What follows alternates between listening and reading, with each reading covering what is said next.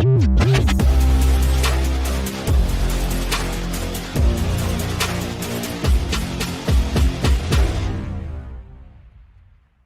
is Jets Final Drive. He's Zack Rosenblatt. I am Connor Hughes. Thank you so much for joining another episode. As we say, thank you guys wherever you are joining us, because it's an appreciation from us, wherever that may be. If it's X, if it's SNY.TV, but the place to be is YouTube, because you get access to, obviously, that live chat that runs throughout the duration of the show where we can take your questions, but also SNY's complete catalog of digital content, which means you can watch Ian Begley and The Putback, other SNY stuff that I am on, along with our baseball content and all that fun stuff. But Zack, I will say the season is finally over here, not just for the Jets, but for everyone, because the Super Bowl is over, and in my opinion, it was a stinker. I thought it was a bad Super Bowl, I'll be honest.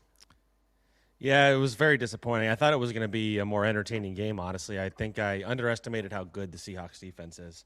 But I will say, I am, people say that there shouldn't be, it should be a national holiday the Monday after the Super Bowl. It's going to be soon. But I would say I'm surprised that you're here. I thought you were going to pull a Dexter Lawrence and say, I can't work today. It's my birthday, and because it's my birthday, I cannot do my obligations, and so that's what I thought was going to happen today. I thought about Happy it. birthday, Big by the way. 3-4, right? Thank you, man. I appreciate that. Yeah, 34 today. I'm happy for it. I woke up to my daughter singing "Happy Birthday" to me. Went out for breakfast, and I joke about this all the time because people will say like, "Oh, what are you doing like for your birthday? What are you doing for your birthday?" So the last few years we do a big party. Like we have everybody over for the Super Bowl, and we just call it a Super Birthday Bowl party, like as a joke, play on words.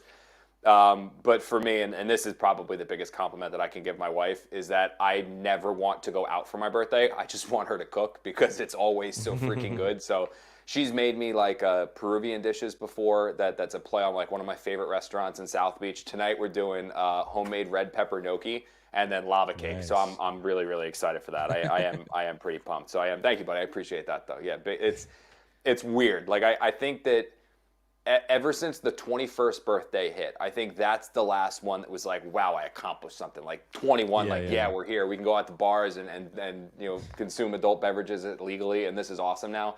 Every year since that has just been like the slow grind of almost sad on your birthday, especially now when we're at the age where I'll tell you this.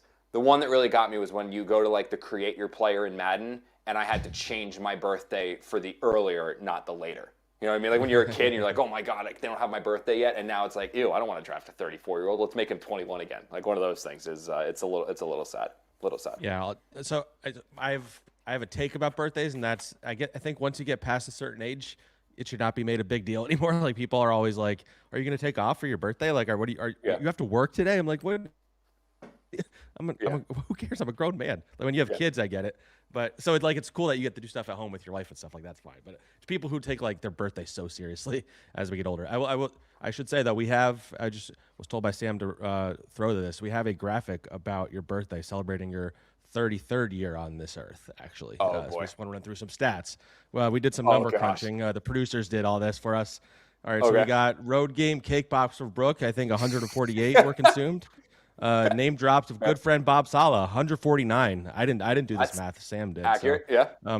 Interruptions of Zack mid-sentence, 176,491 and a half. I wonder what the Pretty half good. was. Correct name pronunciations of producer Sam Candell, 0. Yeah, the Sam name one, every time I see it too, like I think actually on it, yes, it is spelled phonetically on our rundown every single week, and I still mess it up. Like it's actually amazing because I was like, no, it's not Dell, it's Dow. Is it Dow? And then I get totally and completely thrown off. Like I will say this. How do you like the photo? How do you like the photo I provided her? Because Connor likes to send me photos of himself sometimes. And I didn't actually notice that until I'm gonna use just this now. at some So point. that I just noticed. I was reading the stats. That is good. I'm glad you chose that selfie that I sent you as opposed to like all of the other ones that I send you, which get wildly more inappropriate. It could probably get me canceled. But yeah, I do like that. So that hat I actually bought when we went to Disney with Bree's family, and we were drinking around the world, and I decided that this is not a flex in any way, shape, or form. Like, I don't want this to come off arrogantly in any way, shape, or form. But the one thing, and Zack, you realize it too, like, when you start doing a lot of video in this field, you get more face recognition. You know what I mean? Like, when people know who you are. Usually, like, for me, it's when I'm in New York, when I'm in North Jersey, when I'm in areas where there's going to be a dense population of Giants or Jets fans, that's usually where someone might know who I was and come up and say hi. when I'm home in South Jersey or when I go out, I don't usually expect it. So we were drinking around the world in Disney World, and we were many, many countries deep at this time. Like we were through many of the countries when we were drinking around the world. And we got to Norway, I think that is, and I decided with my brother-in-laws and sister-in-laws that I was going to buy a Viking hat. That is what I wanted. And so I ran in and I found a Viking hat and I bought it. And I came back out in a Viking hat and started, continuing to the other countries. And as we took a little pit stop, somebody came up to me and said, "Excuse me, are you Connor Hughes?" And I turn around and go, "Yeah, I am." And then he goes, "Do you mind if I get a picture?" And my father-in-law is next to me and goes, "Connor, I'll take the hat from you." And I was like, "Oh, that's a really good call." So I did a picture of me and some Jet fan with a Viking hat in Disney World. Yeah, it would have been something. But yeah, that's a good picture. I appreciate you guys. That's awesome. And Sam, I will get your name right eventually. I will get it eventually. All right, so you want to talk a little about the Super Bowl before we get into some Jets stuff, because they do have an offensive coordinator. We're going to get to that. We're going to talk a little bit about some of the new guys that they hired as well as they're starting to fill out their defensive staff. Carl Dunbar is a big one. Take a spin around the AFC East, which we're going to do. Adam Gase is back with the LA Chargers. We're going to do some fun stuff with that. I have a fun Seth Ryan story too. But before, let's just talk a little soupy. Sam Darnold did enough. This one, as you said, Zack, it was all about the defenses. I mean, those two, and I don't think you should take anything away from New England's, because the Patriots defense was elite as well. But it was something pretty impressive there, seeing both these two teams go at it. And then I don't think this was, I know Chris Collinsworth said this at one point in the game, I don't think this was the best defensive performance in Super Bowl history. I think that was probably hyperbole, but it was a pretty damn good one from the Patriots, and an even better one from the Seahawks. I mean, they had like 6 or 7 sacks, and they're not even a team that usually gets a whole. I mean, Will Campbell got kind of exposed. He is a rookie, but I don't know. Like I said, I did not expect it to be like a defensive struggle. Like I know they're both their defenses are good, or maybe I just underestimated both of them. But like the offenses outside of Kenneth Walker really weren't moving that well until later in the game. I think at halftime, both quarterbacks had under 100 passing yards, I believe. So, these are two quarterbacks that were among the best in the NFL this season statistically. And Drake May has looked like this all playoffs. Sam Darnold, at the end of the game, was pretty solid, but he wasn't the reason they won the game. It was the defense. That on the Patriots side, Christian Gonzalez was like dominating, and it almost didn't matter. And their defense kind of was thrown in a tough spot because the Patriots kept going 3 and out. They were not scoring. They were not moving the ball. And so the Seahawks got a lot of bites at the apple. And so Jason Myers, who we'll get to, had like 5 field goals. And the Seahawks just won this with defense, especially. I think I saw something that I believe Mike McDonald is like the first defensive play caller head coach to win in a long time. I'm guessing Belichick would have been the last one. And that's for everybody that got mad at the Jets for hiring a defensive coach. Like, I mean, if you hire the best defensive coach, I think you can probably make it work. 6 sacks from the Seahawks defense, 11 quarterback hits. They also had 6 pass breakups, which was impressive. I mean, like I said, they were all over Drake May pretty much every single time that he dropped back. Yeah. He had Brian Murphy had 2 sacks. Derek Hall had a pair of sacks. Mills had a sack. Devin Witherspoon. Did they give Witherspoon a credit for a sack, or was that considered an interception? I don't know if they gave Witherspoon the one where he came. No, they gave him a sack. Okay, so it looks like it's a sack forced fumble for Witherspoon. I didn't know what they totally accounted that for. And like you said, the offense for the Seahawks, it was almost like from the first quarter on, they realized New England had no answer for their defense. The defense was just going to be doing what that defense does all of the time. Like, they are just a ferocious, ridiculous defense, and they're going to have Drake May's number, and they're going to be able to control that offense. The only way that the Patriots could have won that game was if the Seahawks offense and Sam Darnold said, "Here you go." And I don't think this was them taking the game out of Sam Darnold's hands in any way, shape, or form. They gave him opportunities. They let him throw. I mean, what did he throw? 38 times? Yeah, so he was throwing the ball. It wasn't like that. But he missed a couple. He missed a couple that would have been like long touchdowns too. Mm-hmm. Yeah, it just felt like they once they realized the way that this game was going, they were like, okay, we just need to not lose it. And if we don't lose it, we're going to win the game. And that's where you saw it. I mean, Kenneth Walker was absurd, 27 for 135. Sam finished 19 of 38 for 202 with a touchdown. JSN ended up getting hurt, only 4 for 27, but then Cooper Kupp kind of picked up the slack and what might be his swan song, going 6 for 61. So, and then A.J. Barner with the 1 touchdown from the Seahawks. But You mentioned it too. Jason Myers, most field goals in a Super Bowl, outscored the Patriots by himself. He's the first player in NFL history. Sam put these numbers together for us. I can't take credit for this.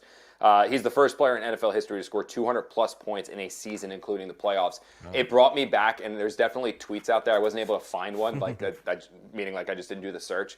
But his final season with the Jets, Jason was unbelievable. And the joke was that he should have been the MVP because the Jets were so bad. And it was MVP Myers, that's what he was. Make him MVP, make him MVP. He ended up leaving in free agency and went over to the Seahawks, and it was cool to see him get his ring. Former Jets that are over there as well, Leonard Williams, you saw him get it. Sam Darnold as well, just the second quarterback drafted by the Jets to start and win a Super Bowl, with Joe Namath being the other one. And then obviously, you had guys like Julian Love, who was a giant, but it was cool to see the Patriots win that, or the Seahawks win that one. I don't know, dude. I think the only thing that stunk was that I didn't think it was a very good game. But the Ghost storyline was cool to see that one get eradicated, where Sam, the Ghost game, that's now over, and Sam win it. And one of the cool things, I think being a dad was a really cool moment now that I wouldn't have had appreciation for 3-4 years ago, was Sam. I believe he was on ESPN, and he was talking. He said, I'm not an emotional person, which is true. I've never seen the guy be overly emotional.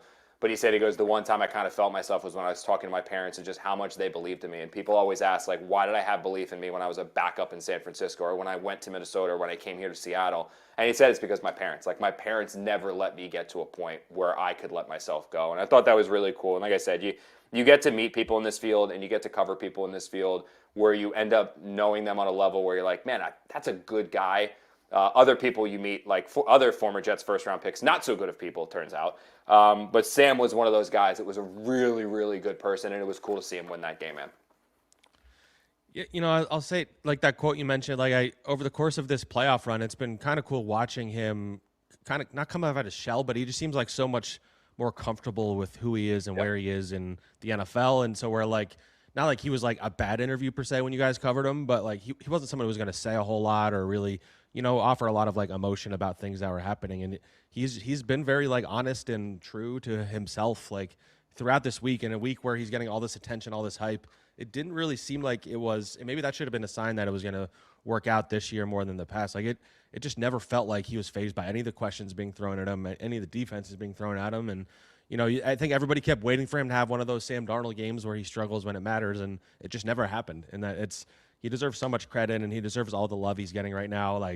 It is I didn't cover him like you did, obviously, but even just seeing the video of him saying he's going to Disneyland, this guy standing on the stage as a Super Bowl winner, it's pretty crazy to think about. That, it wasn't that long ago he was even on the Jets. It feels like longer because he's had so many stops. But he left the year before I started on this beat, so it hasn't been that long.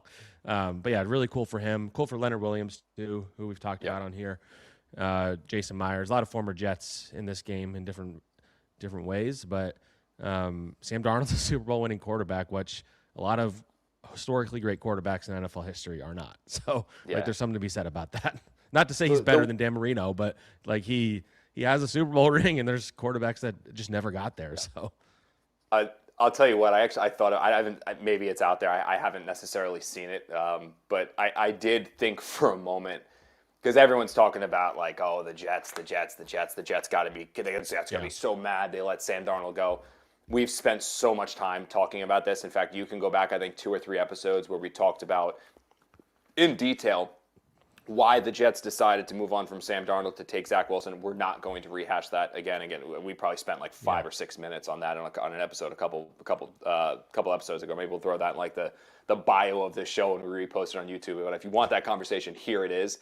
But the one other one that I thought about, because ultimately, dude, I don't think what Sam experienced here with the Seahawks was not going to happen with the Jets. Because as we said, even if they live in this world where they trade the number 2 selection to the Philadelphia Eagles, who wanted to come up, or the San Francisco 49ers, who wanted to come up, both wanted to come up for Zach Wilson, even if they trade that pick to those teams, they're only keeping Sam for 1 more year. Because the Jets that first year with Zach Wilson were terrible. They had nothing on defense. They had very little on offense. They were a terrible team.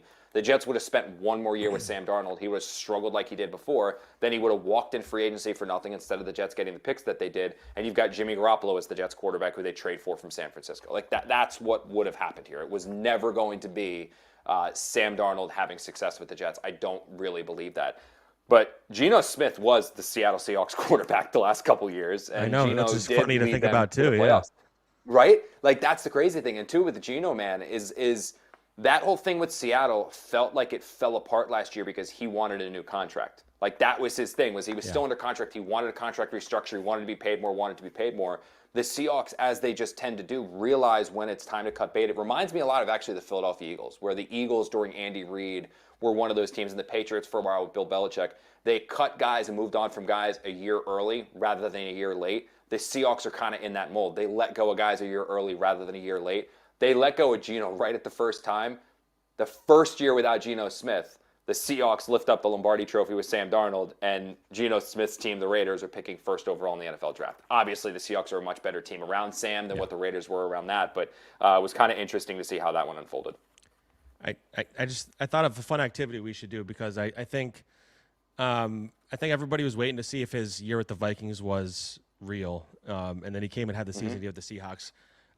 I'm curious where you think he falls, like if you're ranking quarterbacks in the NFL right now. So I'm going to run through some names, and you tell me if you think he's Sam.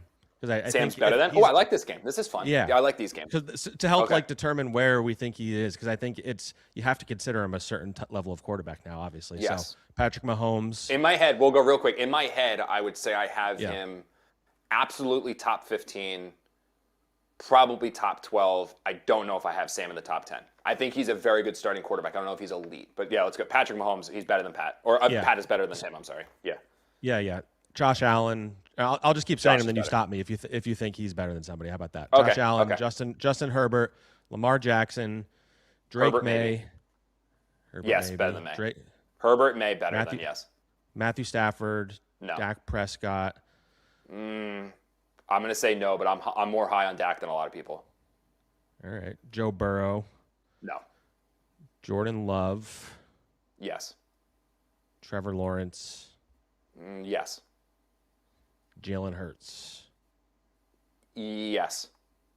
Okay, so based on that, I would say you have him in the top 10 then, because you have him probably above. Yes. As we're going through this, I'm like, definitely, we're definitely top 10. So he probably, like, just based on the last two seasons, you can make the argument he's in the like 7 to 10 range already, which is pretty crazy to think about. Yeah, pretty crazy. Yeah, there's a couple there where like we could sit here and have like a 5-minute argument, and I would be like, no, but they, I think that's the one. Like Dak, we can argue over. Hurts, we can argue over. Like that's fine.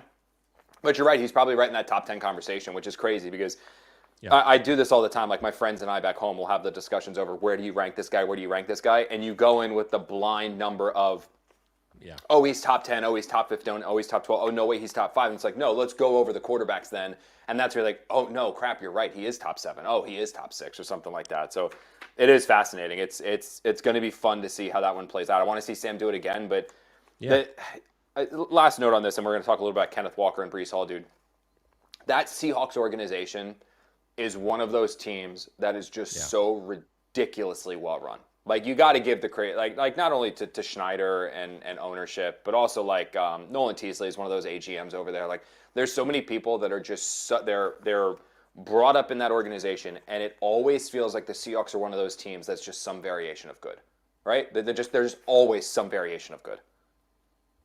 I mean, think about all the ballsy moves that John Snyder has made over the last 5 years. He trades away Russell Wilson, like not long after. When Russ was still viewed as like top 5, like oh, Russ, what are you doing? His biggest strength is cutting bait at the right time. So he trades him away, used all those picks to help build the roster to where it is now. Geno Smith was pretty good for them, and he decides to cut bait for him and get Sam Darnold, and that is a big reason why they're in the Super Bowl. And you look at their drafts. He did an amazing job of drafting the last few years. You look at the 2022 and 23 drafts in particular, if you just go back and look at who they got, like that's the core of their team right now. So I think there's an argument to be made that he's the best GM in the NFL. They obviously went a long time between Super Bowl appearances, but he's been there so long that he's gone through multiple rebuilds and got to the finish line. And so I think there's something to be said about that. He's really good at like reading the tea leaves, figuring out the right time to get rid of somebody, the right time to get somebody, to buy low on somebody, things like that. And he's definitely somebody that, as you said, I'm surprised more people haven't modeled their front offices after, haven't tried to pull from their front office, because that, you have to correct me, but I don't know if they've had any or many people that were hired as like GMs from his staff. Like I'd have to go I don't back think and, since like, Idzik, dude. Yeah, I think so you'd have it's to go been a back to while, Idzik. and it's crazy to think about because people are always trying to pull from Howie Roseman's staff and the Ravens staff and kind of like the same core, like 3 or 4 teams. But the Seahawks have been right all the time. So Nolan will and be also the next one. Keep an eye on that name. Pe- Nolan Teasley, he's going to be the next one. Like, you'll see he's their AGM, and he's been a lifer with Seattle. Like, he was basically an intern for them. You'll see him. He'll be the next general manager that comes out of that. And he's worthy. Like, I've talked to him a bit. Like, he's one of those guys you talk to him, you're like, oh, this guy gets it. Like, some of those dudes, you're like, oh, he feels like one of those dudes. Like, oh, you're going to be something someday. He's one of those guys where I'd keep an eye on him. He's big. Dude, so I just looked it up with Geno, like, cutting at the right time. Because I knew he was good last year. But, like, dude, he went 10-7 as a starter for the Seahawks last season. Yep. He completed 70.4% of his passes and threw for 4,300 yards. That was Geno Smith last year with the Seahawks. 21 touchdowns, 15 interceptions, so still a lot of picks. But the guy was 10-7, and you just trade him. And it's like, dude, I thought he was pretty good. He just wanted new money. They go and get Sam Darnold. And I remember actually talking to somebody over in Seattle when they got Sam at like midway. This was midway through this past season when the Seahawks were pretty good. Like, they were rolling with Sam. And I said to him, I was like, dude, I'm going to be totally honest. Like, when you guys traded for him, I had no idea what you were doing. I thought, or signed him. I'm sorry, like, didn't trade, signed for him, signed him. I was like, I thought you made a mistake. I thought Sam, when he was outside Kevin O'Connell, was going to be a disaster. I didn't think he'd go through his. Like, I thought it was not going to work. Like, I was so wrong. And he said, he goes, dude, when we were evaluating him and we were putting it together, we still viewed Sam as an ascending player. Like, we saw what he did with the Vikings was the baseline of what he's capable of, and he could still get better. And, like, through their analytics and through their department and their pro scouting, they saw him still as an ascending player who could reach new heights. Like, they didn't view this as, oh, we're getting rid of Geno, we're bringing in somebody who's like Geno. They saw it as, let's get somebody younger who's going to keep getting better, and they were right. I mean, they were 100% right. Yeah, crazy. 70%, 10-7. Just like, okay, he's out. Just like Russ. Literally just like Russ. And Geno bottomed out, and so did Russ Wilson. Yeah. I was about to say the other thing they did that was ballsy was firing Pete Carroll, who hadn't even had a losing season in like however many years. Yeah. And you replace him with a first-time head coach. That works out. They fired their OC after 1 year, Mike McDonald, and they hire Clint Kubiak. They're probably not in the Super Bowl without that. So they just like made so many of the right moves and got off the right mistakes like across the board. And that's how you wind up being the Super Bowl at the end of the day. And I think it was pretty clear to me at the end, especially with how that Super Bowl went, that I think it was always going to be an NFC team was going to win it all. It just feels like the NFC was so much more loaded, whereas the AFC didn't have Patrick Mahomes, didn't have Joe Burrow, didn't have Lamar Jackson in the playoffs, and the Broncos, I think, were kind of like a hit or miss team. They won a lot of their games, but nobody felt great about the Broncos going into the playoffs. And so I think the Seahawks getting through the NFC was the challenging part, and then beating the Patriots clearly was not that hard for them. So, in the Rams game, it felt like the Rams was the Super Bowl, in my opinion. Yeah, exactly. Like, if we were actually going by like who the two best teams were, it felt like the Rams game was the Super Bowl. 2 real quick points here, Zach, and then we're going to move on. Just some fun Super Bowl stuff we're going to do, just an overall like rapid fire recap. Kenneth Walker, Super Bowl MVP, like we said, ridiculous game, 27-135. First Super Bowl MVP, though, without a touchdown, which is the 5th offensive MVP in Super Bowl history. Kenneth Walker is, again, another Sam stat. We need a graphic. Corey's on our graphics. Corey Palmer's our graphics guy. We need a Sam stats graphic here because I cannot take credit for this. I don't want to keep reading this and people think I'm smart. Sam found this stat for us. 5th offensive MVP in Super Bowl history who did not account for a touchdown, scoring, or throwing. He is going to be a free agent. I talked to a source, very well, high-profile NFL agent I actually spoke with, and was going through a handful of free agents that I was curious what their values were going to be. He had Breece Hall and Kenneth Walker before the Super Bowl at the same APY average, believing both were going to get around $10 million annually per year if they hit free agency. That was fascinating to me because from Breece Hall's perspective, that's less than what the tags would be. That's less than the transition. That's less the franchise tag. So if the Jets, do you want to risk it and let him go into free agency? And if that's the value, try to sign him for something lower as opposed to tagging him, paying him more. And then the last one here, that was just a little nugget to throw in just off of what I heard off of those two guys. I have no people like, oh, let's replace Breece Hall with Kenneth Walker. Ultimately, I don't think Kenneth leaves Seattle and probably don't see Breece Hall leaving New York either. I think they'll figure something out. Will Campbell, Armand Membou. Will Campbell's terrible. I mean, awful. 13 pressures, was it? I think I saw. So 13 pressures he allowed in the Super Bowl. Also ridiculous that he then, a rookie, no commented reporters after the game. So some form of accountability. You were terrible, and you can make the argument that he borderline cost them that game. For him to then not comment to reporters after is absolutely ridiculous, and he should be getting skewered. It seems like he is, but he should be getting skewered even more than what he is. Membou was the other major tackle they could have drafted. The Jets ended up with him. I looked up these stats, Zack. Armand Membou from the third. So again, Campbell had 13 pressures in the Super Bowl. Armand Membou averaged 1.7 pressures per game. He never once had more than five, these are per Pro Football Focus, never once had more than 5 pressures in a game. And from weeks 8 through 18, he allowed a total of 13 pressures. So Will Campbell in the Super Bowl, 13 pressures. Armand Membou's week 8 through 13, or 8 through 18, 13 pressures in those weeks combined. That's ridiculous. Yeah, great. I mean, I'd say Will Campbell, I don't think this means he's necessarily going to be terrible forever. He's a rookie who had to play in the Super Bowl, and they attacked him, and they won those battles. Membou, I think, clearly is a better player right now. I don't know. Yeah, I don't know. He's not really a left tackle, though, so, I don't know if the Patriots felt like they needed a left tackle, so that's why they went with Campbell. But, Membou's clearly better right now, and I think his ceiling is pretty high. And, you and I talk a lot about how there's not a lot of cornerstone pieces on the roster. I do feel like Membou is one of them, and somebody that makes the offensive line better just by being out there, which the Jets haven't had a lot of guys like that over the years. So Jets fans can be happy that they got it right against the Patriots in a draft, which doesn't always happen. So very good. And we're gonna be comparing those two for the entirety of their careers while they're on these teams, and so far the Jets have the advantage. Run through this one real quick, Zack, is our rapid fire Super Bowl recap. So some of these, I actually was reading through this. I was like, damn, I don't even know this one. We host a huge party every year, so we had 40 people over our house yesterday, and I think 10 of them were toddlers, so it was kind of a little hectic, so I didn't watch too many of the commercials. But what was your favorite Super Bowl commercial?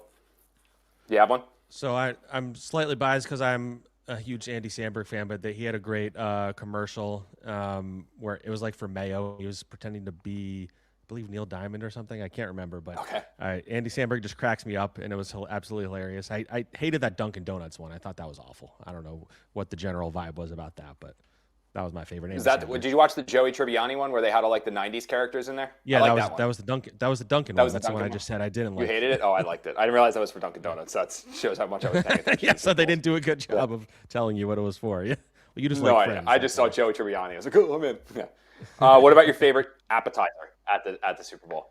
So I made. Sam? I had our friend Andy and his girlfriend over. It was just 4 of us. Pretty cool. But I made a whipped feta with honey. That was delicious. That's what you brought to Jordan's? That was a whipped ricotta. This was a whipped feta, so slightly different.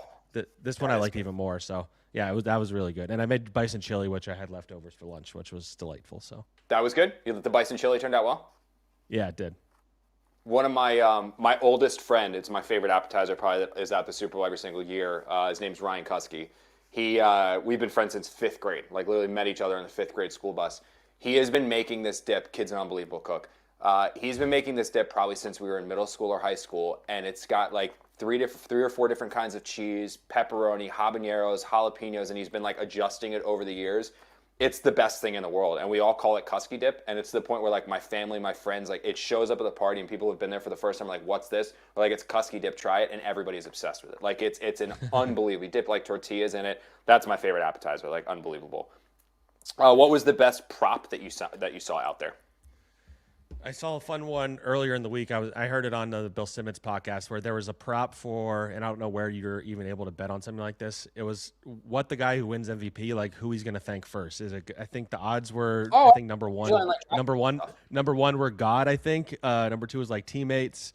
I forget what the other options were. And Kenneth Walker thanked God for. When I was watching doing his post game thing, I was like, I'm very curious what he says, and he thanked God first. So that was like the odds-on favorite, and so he thanked God. So it's ones like that that are always the funniest. And who would you thank first? If you won Super Bowl MVP, wife or family? I would thank all my haters first. That's what I would do. Of course, there you go. That's fitting. I just bring up my Twitter and like just start going one through one, all the people I've bookmarked over the last 48 hours. This guy said. Yeah. I like it. Actually, I'm just going to say the best prop is the only one that I hit, which was heads. I was dragged through the mud yesterday. So the only best prop I had was I bet the coin toss correctly. And then last one, Zach, what was your favorite part of the Super Bowl? Like favorite part of your Super Bowl party, I'm sorry. Favorite part? That's a good question. I don't know. That game stunk, so it was hard to say that it was a great party or anything. But I will say, honestly, I enjoyed the halftime show more than I thought it would. And I say that as someone who didn't understand a word he was saying. I just thought the performance and the sets were like really cool and the energy was cool. I know it was a very controversial halftime show. I don't think it's that serious either way. I don't get why people take the halftime show so seriously. I don't know Bad Bunny's music, and I still don't really know it, but I don't know. I enjoyed it, and people I was with enjoyed it, so that was fun. Yeah.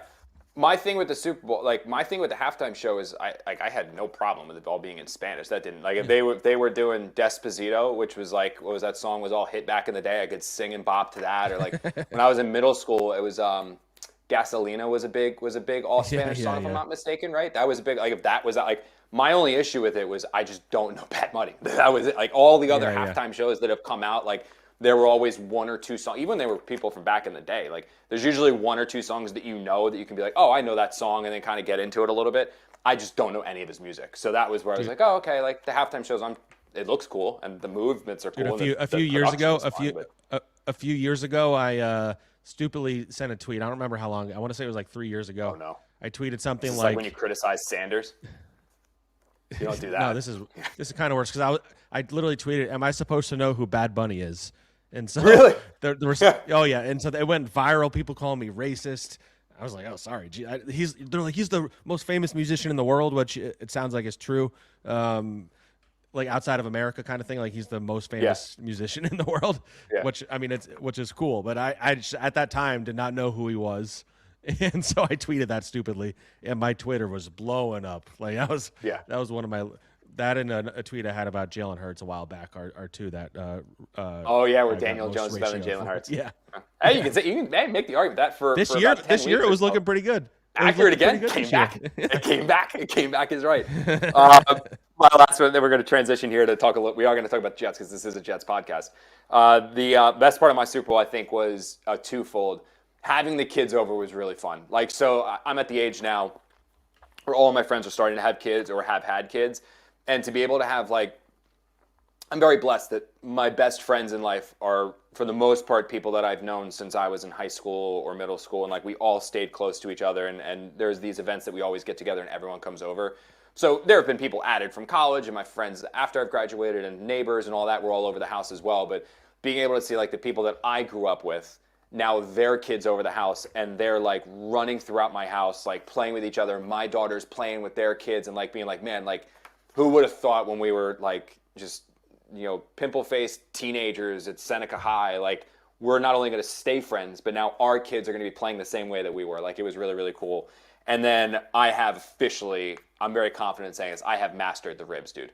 Like the smoker ribs, I have mastered it. Like these ones that I made, these three I made for the Super Bowl, like I have perfected them to the point where when I took them to Jordan's, when we all got together for the divisional round, and his son told Jordan the next day that, like, oh, those ribs were so good, I wish I could have eaten the bone. I was like, hell yeah, man, that made me feel good. The ones I made yesterday, like, I had, like, 5 or 6 people come up and ask, like, where did I get the ribs? And I was like, I didn't get them, I made them. Like, it was, like, one of those things. So I was really, really proud of myself for that because I don't usually make things that are that delicious or good. I don't want to sound too conceited. Like, I'm not a big cook, like Bree's the cook in our family. That's one where it's like I can hang my hat on something. Like, I feel like I'm blowing these out of the wall. Like, these are pretty damn good. So I was really happy with how the ribs came out. All right. Anything else you want to add to the Super Bowl, or are you good? No, let's move on. Let's do it. I'm working on my transitions too. So that's my off-season thing. Like we're hitting the gym. I'm working on my transitions. So let's move on here to the Jets because they were not in the Super Bowl, although a handful of their former players were. But in the weeks, days leading into the Super Bowl, there were transitions. We knew, obviously, they made Brian Duker their defensive coordinator. Things with Frank Reich finally finalized. He is their offensive coordinator. It actually looked for a little bit like Greg Roman was going to be his run game coordinator, some kind of senior offensive assistant. But he got a similar role with the Giants and chose to reunite with John Harbaugh instead. Zack, you happy with the Frank Reich hire? I am. I think it's, in my quick opinion, it's just you have a professional in the room. You have somebody who knows how to run an offense, who has run an offense. I don't necessarily know if it's going to be the most creative or high-powered, but some of the issues and concerns that you have when you have a first-year coordinator where you just don't know what it's going to look like. I think with Frank you do. He knows how to talk to people. He knows how to work with people. He knows how to design a scheme and run his scheme that works. We'll see if he can make it work with the players the Jets have, though. Yeah, absolutely. I mean, and I'm not the first one to say this, but like if you go back to last year and if Aaron Glenn had been hired and they announced Frank Reich as his offensive coordinator, I think fans would have been pretty excited about that, honestly. Yeah. So, like you said, he's a professional. He's done it. And even more than the Steve Wilkes, which I think he gets compared to in terms of like fans who are skeptical, like, oh, he's just another former head coach, like who wasn't successful recently. He had really good success for a good, decent stretch as a play caller and offensive coordinator and head coach. And so I think there's definitely reasons to be optimistic. I think there's some fair reasons to be skeptical. The lack of he hasn't been in the NFL in a couple of years, which not being in the NFL for a couple of years is like a lifetime. Like that's not ideal. Like a lot changes over time in the NFL. The last time he had a really productive offense was like 2021-ish. So there's definitely concerns, but I like it. I think he's the perfect guy to just run the offense while Aaron Glenn tries to fix the defense. And you hope you bring in at least some stability, somebody who knows what he's doing. And I think the bar is pretty low for an offensive coordinator for the New York Jets. So if you can get this offense to even be average, league average offense, then you're the best offensive coordinator this team has had in a long time. So if he can do that, and now obviously we don't know who the quarterback's going to be. They still need to get a second receiver. They need to figure out what they're going to do with Breece Hall. But, he's coming into a situation where it's a solid offensive line. You do have Garrett Wilson. You do have Mason Taylor. You have A.D. Mitchell. You have some guys. So there's stuff to work with. And so, yeah, I'm positive on the hire more than I am negative, I would say. And the big thing too to remember about Frank is he was just about retired. I mean, he was done. Like he was retired. He was done at Stanford. He was going to go do whatever he wanted to do in his time off. Played in the league, coached in the league, hang him up, and kind of go off into the sunset. Yeah, the Jets are paying him well. I think I heard like between $4 or $5 million a year is what they're paying him, but there has to be more than just that to get him to come back because it's a significant commitment to be an offensive coordinator. It's a significant commitment to coach. You're stepping away from your family. You're giving a lot of time. I mean, there's a lot that goes into this other than just showing up and calling plays. So there has to be a want and a desire not only to just coach, but to coach the Jets. So there are things absolutely that he saw, that he liked, that he believes that he can work with. And I think it's going to be intriguing. But that big question that they do need to answer, Zack, is quarterback. And we got a couple questions on Twitter, like one from NYJ Sean T, who was talking about the veterans on the market, be that Kirk Cousins, Malik Willis, Gardner Minshew, Mitch Trubisky, Marcus Mariota, Teddy Bridgewater, Sam Howell, Kyler Murray, Mac Jones, like or Murray and Jones would be tradable, or guys who could be traded. There are going to be options there that the Jets can explore. They're going to have to bring at least one into the building. I don't necessarily know who that one is going to be, but it seems like his style, based off of the quarterbacks that he had when he was the couple years in Philly, the guys that he then brought with him to Indianapolis, he likes the dudes who are 6'4", 6'5", the guys with the cannon for the arm, the big dude in the pocket. The guy who I keep going to, who I think is probably going to be the guy because I think he can be had, and it wouldn't be particularly expensive. And it also would be a really good situation for the Jets to get a bridge in here for 1, potentially 2 years as Jacoby Brissett. I like that option a lot for the Jets. His final year with Frank, I think it was 9-8 or 8-9 as a starter. I think it was 18 touchdowns, 5 or 6 interceptions, completed over 65% of his passes. I mean, he was a competent quarterback within Frank's system. I think that one makes a lot for the Jets. Makes a lot of sense for the Jets to explore. And he's one of those quarterbacks where you put him out there, he's your starter, and he's also going to keep everybody else on the offense happy because he's a competent player. Garrett Wilson's going to be fine because he's going to get his target. It's not going to be like when Brady Cook's out there or some of the other guys the Jets could explore. Yeah, and Rich Cimini was the one who pointed this out, so credit to him. But he apparently has a close relationship with Bill Parcells, also Jacoby Brissett. Oh, yeah. That's like his mentor. So, yeah, I think they connected. I forget what the connection was. And so, obviously, Aaron Glenn knows Bill Parcells well. So, you have all the people in the room who would know as much as you need to about Jacoby. So, in my mind, just based on the kind of quarterbacks that have played for Frank Reich, like you said, I kind of handicapped it to, a few guys that just, fit the mold / make sense based on his ties. And that's Jacoby, who you said, Kirk Cousins.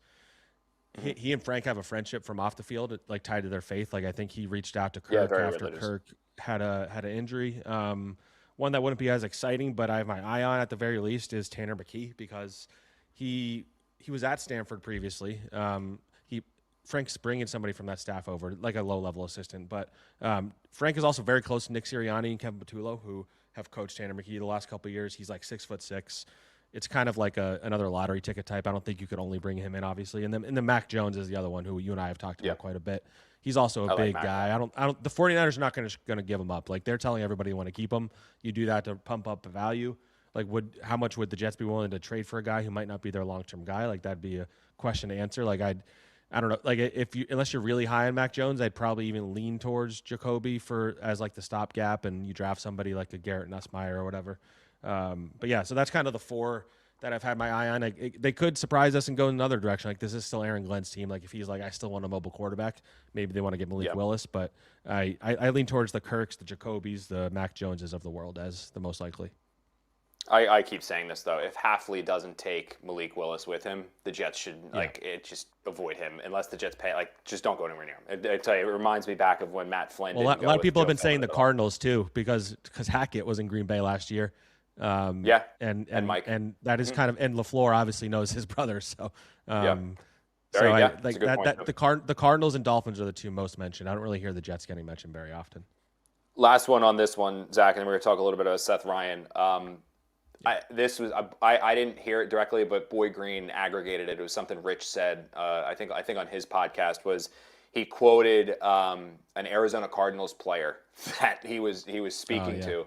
And again, this is Rich Cimini of ESPN. And when you're quoting a player like this quote, and Rich is not somebody who's going to make anything up. And if he one of the most decorated, long-standing reporters in our field. Like, the fact that Rich has been doing this as long as he's been doing this, as effectively as he had, and survived the way that he's survived with the media landscape changing so much over the years with him is a testament to who he is as a reporter. Without, we're not sitting here just to glowing and gas up Rich here, but what I'm trying to say is, like, when he says something, take some pay attention. He quoted a Cardinals player who basically he was having a conversation with, and again, this is Cimini. This is not me. This is Cimini. And he said he was talking to him about quarterbacks and Jacoby, and then he brought up Kyler Murray. And this teammate of Kyler Murray's from Arizona basically said to Rich, you guys don't want him. So the fact that, teammates of Kyler Murray's are like, don't touch this guy, reaffirms what I've kind of been saying, where that would be a disaster if the Jets go that route. Like, an absolute disaster. And I don't care if there are higher-ups that want Kyler Murray, because it would be quote-unquote exciting in its name power. The Jets they cannot do that. Do not go the Kyler Murray route. It's funny. I actually did an interview in Arizona radio after Mike LaFleur was hired, and I was talking to one of their radio guys, and they were talking about Jacoby. And I said, well, who knows? Maybe the Jets might pursue Kyler too. And both the radio hosts were like, we will drive him to the airport. So that kind of tells you how Arizona feels right now about Kyler Murray. Jets also passing game coordinator. This was actually, speaking of Cimini, he broke this for the Jets beat that doesn't break any news. Cimini broke this one. Seth Ryan, son of Rex Ryan, is going to be the Jets passing game coordinator. A little bit of an outside the box story, or outside of the box hire, I think, for the Jets, right? I mean, it's interesting. I mean, I think it's a fun one, and who knows? You have the offensive coordinator. Everyone knows that you kind of have that probably lower ceiling, but also higher basement, higher floor with Frank Reich. I think with Seth, you have more of a this could be fun, Yeah, I mean, he's making a pretty big jump coaching wise. He's going from assistant tight ends coach to passing game coordinator, which isn't nothing. So, they clearly, Aaron Glenn obviously worked with them in Detroit from 21 through 24. The entire time he was there, Aaron Glenn worked with Seth Ryan.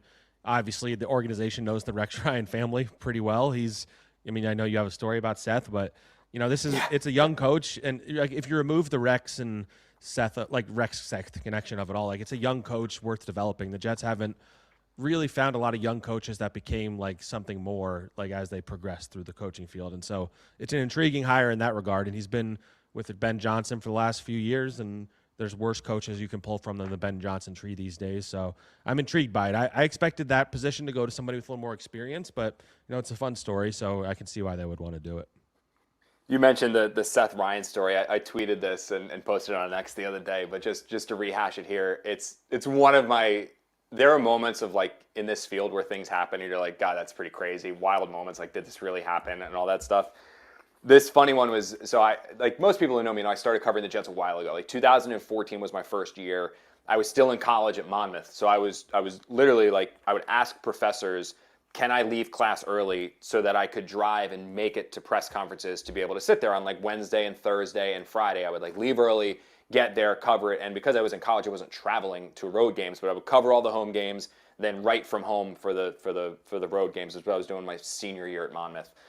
And my first ever day covering the Jets, because over the summer I covered the Giants for Big Blue Interactive and SB Nation, my first ever day covering the Jets was like a Wednesday or a Thursday practice. So my only ever NFL experience was the buttoned up Tom Coughlin and Eli Manning and Chris Snee and all those guys. Like that's what I had experience with. Now I'm going over to the Jets across town. So I go, leave class early, get there just in time, take my seat in the middle of the press room, and Rex isn't in yet. And so a couple minutes go by, all of a sudden the door opens like it does for any Jets press conference, and Rex Ryan comes in, and behind him is being wheeled in by a media relations member a television. Now, almost like it reminds you like when a teacher in class would reel in like the projector, like this is like a PR person wheeling in a television screen. And Rex goes, hey guys, so look, we're going to get to your questions, injury report and all that stuff, but I just want to start this presser a little bit differently. I want to go over some of the best plays that I saw from over the weekend, why they were important to their team's success, and why they worked and why they were so important and beneficial and impactful. And I'm sitting there again, I'm 20-something years old, first ever press conference with Rex. I'm like, holy crap, this is going to be awesome. Like this is an NFL head coach who's not going to break down film for us, like just to explain why things did and didn't work. And I'm like, wow, we're not in Kansas anymore. Like this ain't East Rutherford. Like they do things different here at Florham Park.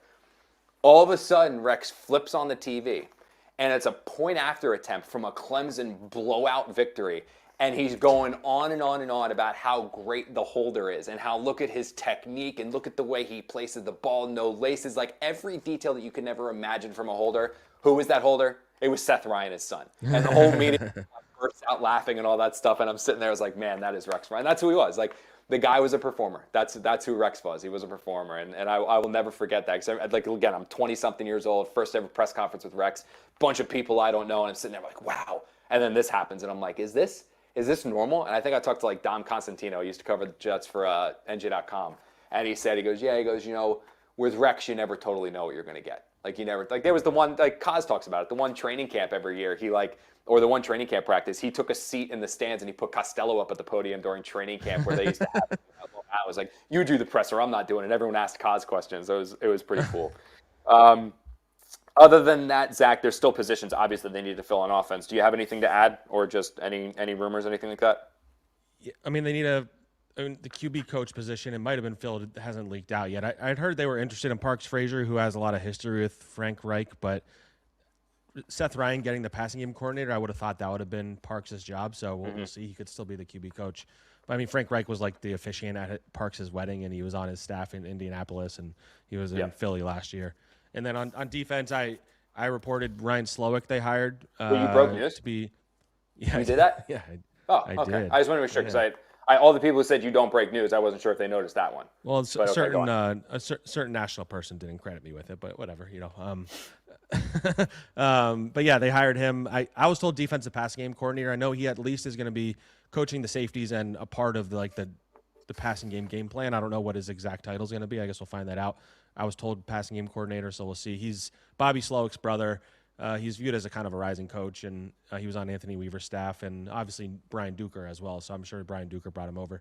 And they also hired Carl. This was the best hire that I think they've made so far is Carl Dunbar, defensive line coach. He was with the Jets in 2012 to 14. Coached like Sheldon Richardson and Muhammad Wilkerson, and did a really good job. And then he was with the Steelers for like 8 years. Which there's something to be said about Mike Tomlin really trusting you, and he helped develop T.J. Watt and what's his name, Casey Hayward. Casey Hayward, who's referred to him as like the reason why he's as good as he is. So that was a really good hire, especially because the D-line coach last year obviously didn't really connect with this group, and the D-line was a really, really big disappointment last year. So, bringing him in, bringing in Duker, I'm starting to wonder if this is going to be like a 3-4 style defense, which is going to be interesting because that's kind of how they've played it off, edge rushers, and that would kind of help dictate maybe who they would get at number 2, whether it's David Bailey, Bain, or Arvell Reese. I think their scheme obviously will play a big part of that. And so Dunbar was an interesting one to me that they hired. With the way that some of these like former Jets and Giants have been like getting rings lately, by the way, because we're going to pivot here to something just a little bit around the league. After 5 years, I totally lost train of thought here, but Saquon, Sam, Adam Gase winning a ring with the LA Chargers would probably be the next thing on the list, because after 5 years out of the NFL, Adam is back. He's getting the passing game coordinator job with the LA Chargers. Actually got a chance to speak to him today because he's been in Miami, living there, raising his kids, like to now get back into it. And from what I understand, it was just the itch. Like he's been consulting with teams and having like little jobs to help here and there. But I think seeing his kids grow for the last 5 years, getting a chance to really be involved with them was great for him. And now there's an opportunity to get back in the NFL. And it's a really stable organization where Jim Harbaugh is going to be over there, so you know they're going to be pretty good. You're going to be working with an elite level quarterback in Justin Herbert. And there's an opportunity there where if Mike McDaniel gets a head coaching job after a season or after 2 seasons, Adam could very well be in line to be the next offensive coordinator of the Chargers. And I sent this tweet out the other day, Zach, I think yesterday, where if this is accurate and it moves forward and moves through, like I'm really happy for Adam. And Jet fans immediately jumped down my throat and got really, really upset about that. I stress this all the time, that one of the benefits of this job, and I'm not talking about sources or breaking news, because I can be honest with you, in my 2 years covering Adam, he never gave me a break. I never got a break from Adam. He was just a really good person. Like, that's what he was. And when you get to know these people on a personal level, aside from just professional, you root for them and you pull for them. And things went really bad for Adam with the Jets. Things did not work for Adam and the Jets. He did not deserve a 3rd year. He played a role in some of their failures and their dysfunction, but there was also a lot of things that were out of his control. Mike McCagnon was not a very good general manager. He never really worked with Joe Douglas. There was issues at the quarterback position with Sam where they started him a little too early and it didn't work. There was certainly not a lot of talent on the roster that he had to work with, but I am happy that he is getting another opportunity here, and I'm happy to have him back in the NFL, and I'm excited to see what he can do, because I don't necessarily know if Adam is head coach material. I don't really think that he is, but he is one of those guys who is an X's and O's dude, and I do believe that he didn't forget how to coach the way that offense was schemed up with Peyton Manning. Like, I think he does still have the ability to be a pretty good offensive coordinator in the NFL and design some really cool things on offense, and I think that this is a good opportunity for him to go out there and share it. And I know from talking to him, like, the guy just wants to be around football again. He wants to win again, and he wants that taste and that juice again. And it's cool to see him back in the league. I'm happy for him. Like, I know it didn't work with the Jets, and the Jets have moved on and they're doing their own thing. But it's been 5 years, and for Adam to be able to get back in the NFL, like, I am really happy for him. I'm genuinely happy for him to see what he can do. I mean, and he gets to reunite with his old friend Mekhi Becton in LA, so couldn't be better for him. Did he draft him? Wow, Mekhi. Yeah, Mekhi was his guy. Yeah, because I remember Mekhi the one year yelling at him on the sideline, like, run behind me, run behind me. And Adam was like, I am. Like, we are. Like, he's like, keep pounding. And Adam's like, we are. We're like 7 straight runs, dude. We're doing it. Yeah. But Adam was a great guy. I've talked about it before, like doing the film sessions with him. And the one thing, like the last story here, and then we're going to take a couple fan questions before we wrap up. The one thing that meant a lot to me with Adam was that the COVID year was a disaster for the Jets. They were 2-14. Adam knew he was getting fired. We weren't even in the facility anymore. And it would have been very easy for those Friday film sessions we used to do together with me and a couple other reporters, like for him to just bag them. He still did them on Zoom. And it was when the team was terrible and they were losing all the time and he knew he was going to get fired. And he still took the time to explain the game to a 20-something-year-old reporter who, was just kind of sitting there trying to learn the game. And so I always appreciated it to him. And like I said, I'm happy for him to be back. All right, questions here, Zach? You want to pivot to some questions? Yeah, let's do it. Cool. We'll do these a little bit quicker. This is from Joseph Newman. I'm sorry, not Josh Newman. Joseph Newman. Who is a must-sign free agent this offseason that would be a big team builder, game changer for the Jets? Big team builder, game changer. It's kind of an obvious one, but and you and I have talked about this topic a bunch. Like, I think that they need to bring in somebody who has played for Aaron Glenn before to help establish what he's looking for in his culture. So I'm not going to say the obvious one, actually. Everybody would think Alex Anzalone is the obvious one, and I think he will be a Jet. That's my answer. But the Lions have a cornerback named Amik Robinson. I believe that's how you pronounce it. He's more of a nickel, but him and Aaron Glenn were really close. He's really good. He was really good for the Lions. He's a tough, hard-nosed kid who just buys into everything Aaron Glenn is selling.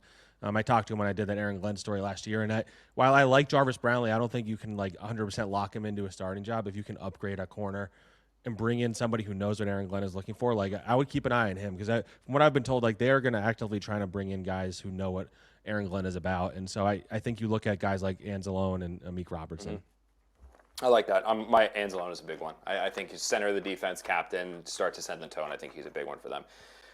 This one from Roman. Aaron Glenn's going to be calling plays. Why did he decide to do that, and is it a good decision? Why? I mean, look, I think that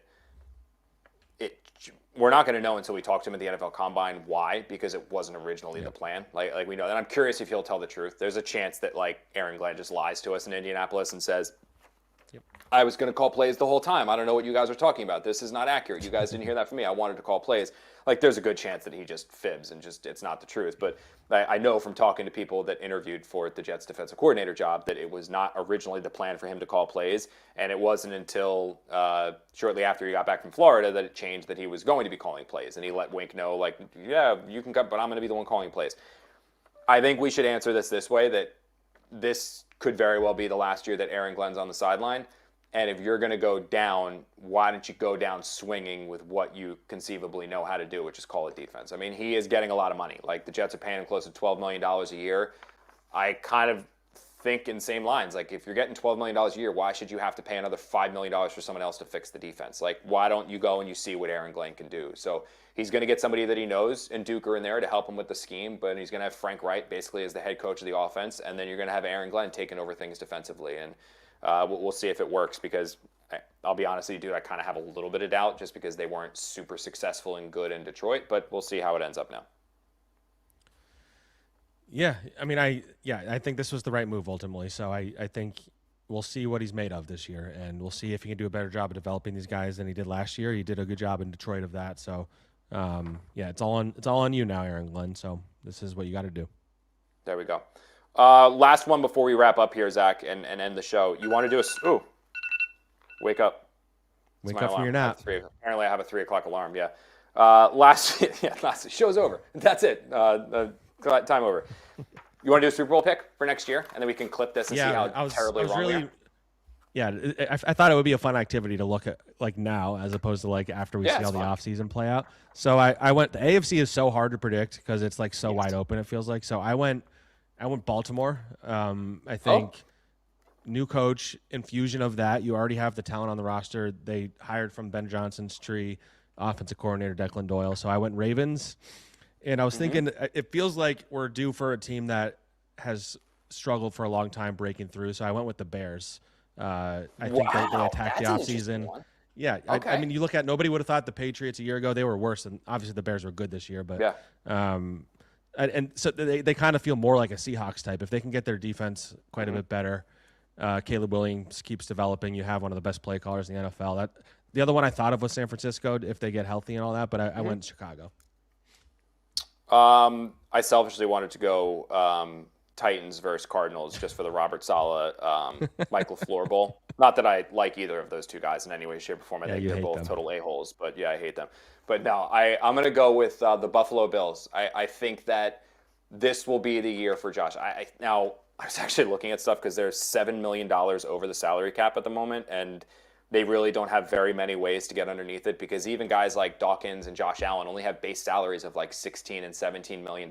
So it's not like you have the dude with like a $30 million base salary that you can restructure and get, $20 million back in salary cap space. They're going to have to get very creative to figure out how to free money. Yeah. And when I watch that team, it always feels like it's Josh Allen trying to just be Superman and figure things out with guys that aren't necessarily all that great around him. Like, the defense, I don't think is very good. His receivers are not very good. I'm not totally sure, but maybe Joe Brady coming back, I have my doubts, but if I was picking one, I think this is the year Josh gets through. Like, he's also running out of time. Like, we're getting to the point where, like, especially a big physical dude who relies on his athleticism, there's only so many years that Josh Allen's going to have left before those hits start taking their toll. I think this might be the year for him. And then the NFC team, I had the Rams. I think that this is going to be Matt Stafford's last year. He's coming back. I think this is the year where the Rams get through as well. I think that they get through, and it's Bills versus Rams, and I think the Rams beat the Bills. I think Matt Stafford wins it, and then he retires, and that's the end for Matt Stafford. Because that Rams team, dude, 2 years ago, they lost to the Eagles barely, and the Eagles win the Super Bowl. And if it wasn't for Jalen Carter coming through, like there's a wide open guy there for a touchdown. The Rams win. They're probably going to the Super Bowl 2 years ago. This past year, they've got, wasn't it 4th and 1, or they had a 4th and goal at the 1 yard line, and the incompletion with the guys not open or whatever, and they lose to the Seahawks. They beat the Seahawks there in the Super Bowl. I'll be honest with you, I think the Rams beat the hell out of the Patriots the same way. So that's a really good team. They're coached really, really well. I don't totally know how they're going to mask the loss of Mike LaFleur to that coaching staff, but maybe Sean McVay finds a way. But I think it'll be Bills-Rams. I think that's my way, way, way too early Super Bowl pick for next year is Bills versus Rams. With Rams winning. That's good. Yeah. The Rams are a good call. They would probably be the other team if I wasn't picking the Bears, just because I'm trying to like throw something different here. I like that. Year out I like that. But yeah, that's a funky one. So there you go. Yeah, it's funky. I've unfortunately with the Bears is I have a feeling like Caleb Williams is gonna. I feel, but again, I felt that way about Sam. He'll either go that way or he'll go the other way. Like there's not going to be any in between. Like he's going to be correct a top 10 quarterback, or he's going to be like, oh no, they need a quarterback. So yeah. I don't know. I will say this. I haven't looked at the comment section, and Sam hasn't gotten in my ear yet. But I don't know if we had anybody else in the comment section getting you all boosting your ego, talking about your muscles like we had last week. I will bring that up because I know that we talked about that off air. I didn't wear a muscle shirt today. I should have worn a muscle shirt to get more confidence. Yeah, but you did go to the gym this morning. You sent that in our group chat. All right, Sam just popped into my ear. There were no comments about you today, so we're very happy that no one was talking about how swole Zack. I'm gonna show more skin next week. So get ready, guys. Yeah, and you went to in our one group chat with some other people when you said you went to the gym this morning. I was like, I know what you're trying to do. I know what you're trying to do. You're trying to juice the comment section for yourself. All right, that's gonna do it for this episode of JFD. We thank you guys so much for tuning in, as you do every single week. It was a total blast. We're gonna be back with you next week at some point. I don't know the total day. I'm actually taking a little mini baby moon with Bree and Brooke. We haven't gone away, just the three of us yet, so we're gonna go down to Miami. Really excited about that. Escape this ridiculous cold and try to get some weather. Brooke keeps saying, she's been saying this, like my daughter's been saying this over and over, dude, for like a week now, that she just wants to go swimming. And my sister has a pool, so I don't know if that's why. And I'm like, hun, there's like 6 inches of ice on the ground outside. Like we can't go swimming. So finally, Bree and I were like, we're taking her. Like we're getting on a plane and we're going somewhere warm. And because Bree's about to enter her 3rd trimester, we're not going to leave the country at the moment. But like we're going to take the little flight down to Miami. I'm going to go get Joe's stone crab. Really excited about that. Brooke's also very excited to eat the crabbies. She's very, very excited about that, which I'm a little nervous because we do still have this hermit crab that we got from Wildwood like over the summer, which is still alive and kicking. So I'm worried that she's going to try to take a bite out of that because I keep talking up eating crabs. But we're excited. So we are going to be back at sometime next week. Just don't know the date yet. It's going to be Zack and me talking more Jets off season. They do have their offensive coordinator, defensive coordinator, but you know with this team, something always seems to happen. So maybe the coaching staff will be filled out. NFL Combine coming up. Both Zack and I are going to be there. We're going to do a couple live shows there from Indianapolis, which is going to be fun. The NFL owners meetings, free agency draft, all that in between. So we appreciate you guys tuning into JFT to this point. We appreciate you guys tuning into all the future episodes. We're going to have so much to talk about. So real quick, appreciate anywhere you guys are watching us. If you are on SNY and watching us there, make sure you subscribe to SNY's channel because aside from Jets' final drive, you're also going to get access to the Putback with Ian Begley as the Knicks are absolutely rolled off what was like 8 straight wins before they sat Cat and OG and then had to lost a game, but still Knicks rolling, just beat the Celtics on Super Bowl Sunday. Hell yeah, New York. You're also going to get all the sports night content. We're going to talk Mets and Yankees, everything else SNY has to offer. It's all on SNY's YouTube channel, so make sure that you subscribe there. For Zack Rosenblatt, I'm Connor Hughes. Huge thank you to our production staff. That's Corey Palmer, Jeff Goldman, and Sam Candle. Appreciate you guys, and we'll see you next week.